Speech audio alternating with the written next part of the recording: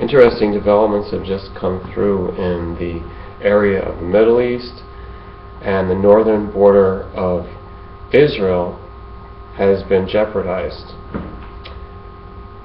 There are conflicting reports, but apparently either the Islamic State, the Caliphate, otherwise known by the acronym ISIL, has been fighting the Syrian Assad forces as the official national military of that country. The Syrians had been controlling a border crossing on their side of the border called Quneitra, and that's in the very northern part of Israel and the southern part of Syria. The region is called the Golan Heights. And this has been a disputed area. The United Nations monitors it for what that's worth. And the countries have a tense bit of a stalemate there. There's a DMZ zone, demilitarized. So it's a no man's land. And basically the border crossing is used as the only connection between Israel and Syria, since the two countries have had a historic series of problems, you could say. They're not getting along at this point, but there are various humanitarian gestures which require the use of the border. Now, if the rebels, as they're called, which also includes al-Nusra Front, which is apparently a wing of al-Qaeda, also is involved in the mix.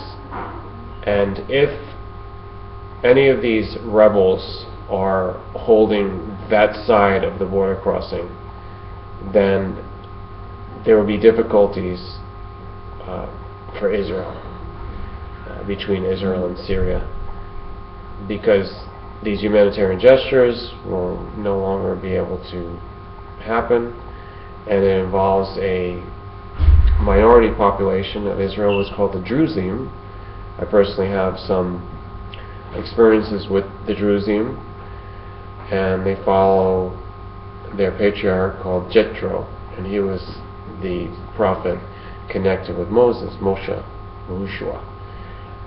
The connection with them is that he was the uncle, I believe it was, or the father-in-law. I'm going to have to double check that, forgive my biblical references if they're a little bit off on the relations. So the Druze follow and revere Jethro, and these are the people who are growing apples, and they are being shipped through the border to reach the people in Syria that they are trying to help. And in my opinion, giving people apples is a great help. So the difficulty now comes as to predicting where this situation will move into. How will it evolve? How will it possibly deteriorate? What's the worst case scenario? Israel is on a high alert for the northern parts of its land because of the turmoil and the so-called civil war that's going on. It just seems to be getting worse, and there's more and more chaos. Personally, I'm very close there. Not more than an hour away. So last time you saw me at the Jordan River enjoying some recreation, I was but minutes from the location that we're talking about right now. If you want to look it up, it's the Quneitra Crossing. It's near the Mount Hermon. It is in the northern part of the Golan Heights. It's between Syria and Israel. And this is where a lot of fighting is going on. It's at least a three-way clash that is occurring. So I bring in this news because I'm going to be following it carefully, and I will report any more of the facts that come out or any more incidents since the fighting of the past 24 hours. Thanks for watching. And as always, pray for peace. Amen.